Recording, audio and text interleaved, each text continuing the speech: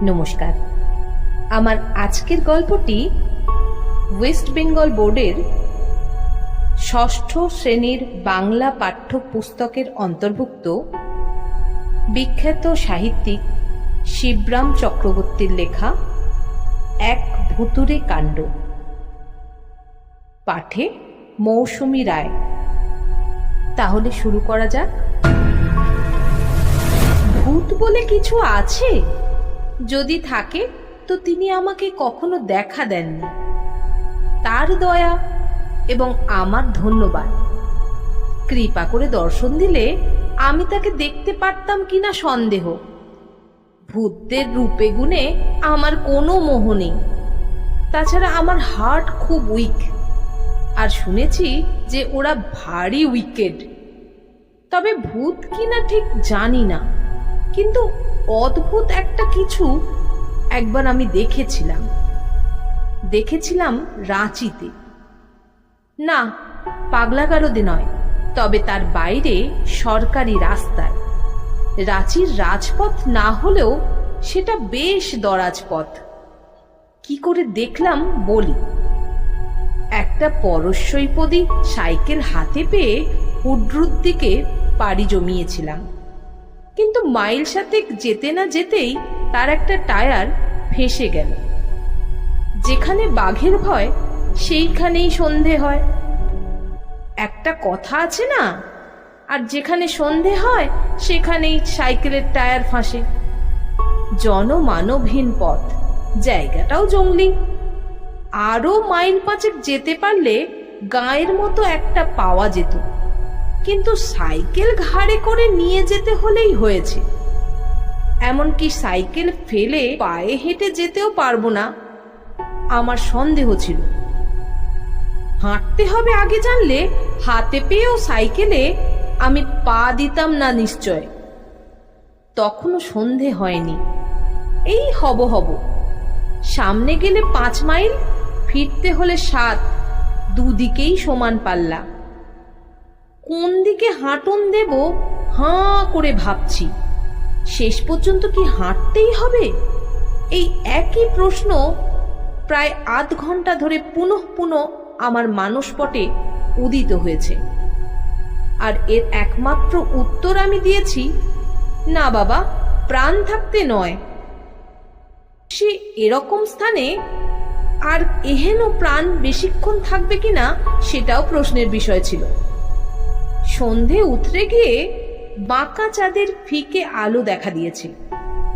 সেদিন পর্যন্ত এধারে বাঘের উপদ্রব শোনা গেছিল। কখন হালুম শুনব কে জানে।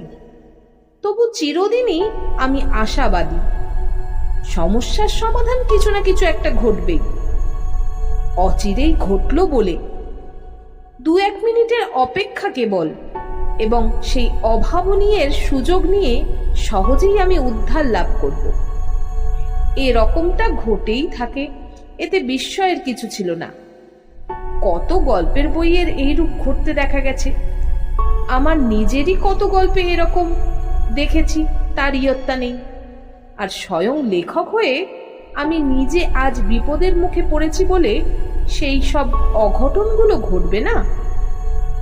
কোনো গল্পের নায়ক কি কখনো বাঘের পেটে গেছে? তবে একজন গল্প লেখকই বা কোন দুঃখে যাবে শুনি? সেই অবশ্যম্ভাবী মুহূর্তের অপেক্ষায় আরো আধ ঘন্টা কাটালাম। অবশেষে একটা ঘটনার মতো দেখা দিল বটে। একখানা লরি, খুব জোরেও নয় আস্তেও নয়। আস্তে দেখা গেল সেই পথে রাঁচির দিকে যাচ্ছিল লরিটা।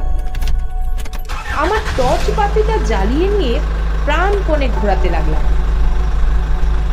শীতের রাত, ফিকে চাঁদের আলো, তার উপরে কুয়াশার পর্দা পড়েছে।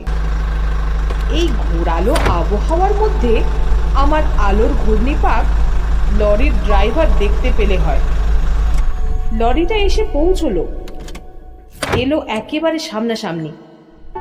মুহূর্তের জন্যই এলো, কিন্তু মুহূর্তের জন্যও থামলো না। যেমন এলো তেমনি চলে গেল নিজের আবেগে। রাস্তার বাঁক ঘুরে অদৃশ্য হয়ে গেল মুহূর্তের মধ্যে। অনর্থক কেবল টর্চটাকে আর নিজেকে টর্চার করা। আলোর আন্দোলন করতে গিয়ে হাত ব্যথা হয়ে গেছিল। ছ্যাঃ ছ্যাঃ, শেষটা কি হাঁটাই আছে কপালে। এই ঝাপসা আলো আর কুয়াশার মধ্যে সাইকেল টেনে পাক্কা 7 মাইলের ধাক্কা। ভাবতেই আমার বুকটা দূর দূর করতে লাগলো। তার চেয়ে বাঘের পেটের মধ্যে গিয়ে স্বর্গে যাওয়ার ঢের শর্টকাট। না না, কোথাও যেতে হবে না, বাঘের পেটেও নয়। কিছু না কিছু একটা হতে বাধ্য, অনতি বিলম্বেই হচ্ছে। আর 1 মিনিটের অপেক্ষা কেবল। এই কুয়াশার মধ্যে আরো জমেছে, চাঁদের আলো ফিকে হয়ে এসেছে আরো। আমি নিজেকে প্রাণপণে প্রবোধ দিচ্ছি। এমন সময় দুটো হলদে রঙের চোখ কুয়াশা ভেদ করে আসতে দেখা গেল। ওমা, বাঘ নাকি? না, বাঘ নয়। 2 চোখের অতখানি ফারাক থেকেই বোঝা যাচ্ছে বাঘের দৃষ্টিভঙ্গি ওরকম উদার হতে পারে না। আবার আমি বাহুবলে টর্চ ঘোরাতে লাগলাম। ছোট্ট একটা বেবি অস্টিন, তারই কটাক্ষ। আস্তে আস্তে আসছিল গাড়িটা, এত আস্তে যে মানুষ পা চালালে বোধ হয় ওর চেয়ে জোরে চলতে পারে। আস্তে আস্তে গাড়িটা আমার সামনে এসে পড়ল। আমি হাঁকলাম, এই, কিন্তু গাড়িটার থামবার কোনো লক্ষণ নেই। তেমনি মন্থর গতিতে গড়িয়ে চলতে লাগলো গাড়িটা। আমার পাশ কাটিয়ে যাবার দুর্লক্ষণ দেখে আমি মরিয়া হয়ে উঠলাম। না, আর দেরি করা চল, এক্ষুনি একটা কিছু করে ফেলা চাই। এসপার ওসপার যা হোক, গাড়ি মালিকের না হয় ভদ্রতা রক্ষা করার প্রয়োজন নেই, কিন্তু আমাকে তো আত্মরক্ষা করতেই হবে। অগত্যা আগায়মান গাড়ির গায়ে গিয়ে পড়লাম। দরজার হ্যান্ডেল ঘুরিয়ে ঢুকে পড়লাম ভিতরে। চলন্ত গাড়িতে ওঠা সহজ নয়, নিরাপদও নয়, কিন্তু কি করব? 1 মিনিটও সময় নষ্ট করার ছিল না। কায়দা করে উঠতে হলো কোনো গতিকে। কে জানে, এই হয়তো সশরীরে রাঁচি ফেরার শেষ সুযোগ। সাইকেলটা রাস্তার ধারে ধরাশায়ী হয়ে থাকলো। থাকবে, কি করা যাবে? নিতান্তই যদি রাত্রে বাঘের পেটে না যাই। বাঘেরা কি সাইকেল খেতে ভালোবাসে?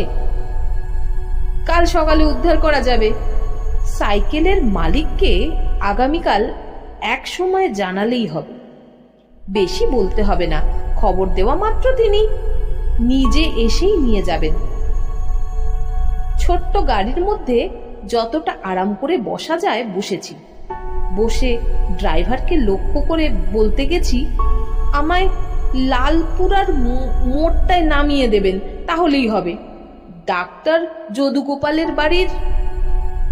বলতে বলতে আমার গলার স্বর উবে গেল। বক্তব্যের বাকিটা উচ্চারিত হলো না। আমি হাঁ করে তাকিয়ে থাকলাম। আমার 2 চোখ ঠিকরে বেরিয়ে আসতে চাইল। আমার শার্টের কলারটা মনে হলো যেন আমার গলার 4 ধারে চেপে বসেছে। হাত তুলে যে গলার কাছটা আলগা করব সে ক্ষমতাও নেই। আঙুলগুলো অবধি অবশ। সেই শীতের রাত্রেও সারা গায়ে আমার ঘাম দিয়েছে। যেখানটায় ড্রাইভার, এখানে কেউ নেই, একদম ফাঁকা। আমি তাকিয়ে দেখলাম, জিভ আমার টাকরায় আটকে ছিল। কয়েক মিনিট বাদে সেখান থেকে নামলে বাক শক্তি ফিরে পেলাম। ভূত, ভূত ছাড়া কিচ্ছু না, আপনা থেকেই আমার মুখ দিয়ে বেরিয়ে গেল। আমার কথায় ভূত যে কর্ণপাত করলো তা মনে হলো না। ড্রাইভার গাড়ি যেমন চলছিল তেমনি চলতে লাগলো, কিন্তু তাহলেও এমন অভূতপূর্ব অবস্থায় আমায় পড়তে হবে ভাবিনি। ড্রাইভার নেই এবং গাড়ির ইঞ্জিনও চলছিল না। তবু গাড়ি চলছিল এবং ঠিক পথ ধরেই চলছিল। এই কথা ভেবে এবং হেঁটে যাওয়ার চেয়ে বসে যাওয়ার আরাম বেশি বিবেচনা করে প্রাণের মায়া ছেড়ে দিয়ে সেই ভুতুড়ে গাড়িকেই আশ্রয় করে রইলাম। আলস্যের সঙ্গে আমি কোনোদিনই পারি না। চেষ্টা করলে হয়তো বা কায়ক্লেশে পারা যায়, কিন্তু পেরে লাভ তো ডিমের। চিরকালের মতো এবারও আমার আলস্যই জয়ী হলো শেষটায়। ঘন্টা দুয়েক পরে গাড়িটা একটা লেভেল ক্রসিং এর মুখে পৌঁছেছে। ক্রসিং এর গেট পেরিয়ে যখন প্রায় লাইনের সম্মুখে এসে পড়েছি, তখন হুঁশ হলো আমার। ফুসফুস করে তেড়ে আসছিল একটা আওয়াজ। রেলগাড়ির আগমনে কানে আসতেই আমি চমকে উঠলাম। আপ কিংবা ডাউন একটা গাড়ি এসে পড়লো বলে অদূরে তার ইঞ্জিনের আলো দেখা দিয়েছে, কিন্তু আমার গাড়ির থামবার তো কোনো উৎসাহই নেই। বিনে ভাড়ায় গাড়ি চেপে চলেছি বলে কি অদৃশ্য ভূত আমায় টেনে নিজের দল ভারী করতে চায় নাকি? নিঃশব্দ রাত্রির শান্তি ভোগ করে গম গম করতে করতে ছুটে আসছিল ট্রেনটা। তার জ্বলন্ত চোখে মৃত্যুদূতের হাতছানি। আমার গাড়ির হাতলটা কোথায়? এক্ষুনি নেমে পড়া দরকার। আর এক মুহূর্ত দেরি করলেই হয়েছে। কোন রকমে দরজা খুলে তো বেরিয়েছি। আমিও নেমেছি আর আমার গাড়িও থেমেছে, আর সঙ্গে সঙ্গে সামনে দিয়ে রেলগাড়িটাও গর্জন করতে করতে বেরিয়ে গেছে। কয়েক মুহূর্তের জন্য আমার সম্বিত ছিল না। ফুসফুস করে ট্রেনটা চলে যাবার পর আমার হুঁশ হলো, না, মারা যায়নি।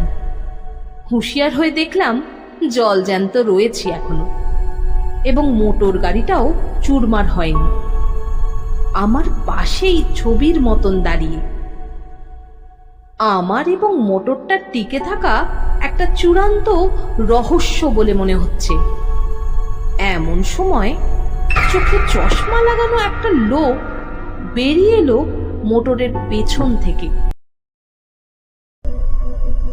আমাকে একটু সাহায্য করবেন? এগিয়ে এসে বললেন ভদ্রলোক। দয়া করে যদি আমাকে গাড়িটা একটু ঠেলে দেন মশাই। 8 মাইল দূরে গাড়িটার কল বিগড়েছে, সেখান থেকে একলাই এটাকে ঠেলতে ঠেলতে আসছি। সারা পথে একজনকেও পেলাম না যে আমার সঙ্গে একটু হাত লাগায়। যদি একটু আমার সঙ্গে হাত লাগান, লাইনটা পেরিয়েই আমার বাড়ি। এই একটু গেলে ওই যে দেখা যাচ্ছে, আর 1 মিনিটের রাস্তা। এখানেই শেষ হলো আমার আজকের গল্প পাঠ। তোমাদের যদি ভালো লাগে তাহলে অবশ্যই কিন্তু বেল নোটিফিকেশনটা অন করে রেখো। পরবর্তী গল্প আমি নিয়ে আসবো তোমাদের জন্য। তাহলে আজকের মতো টাটা।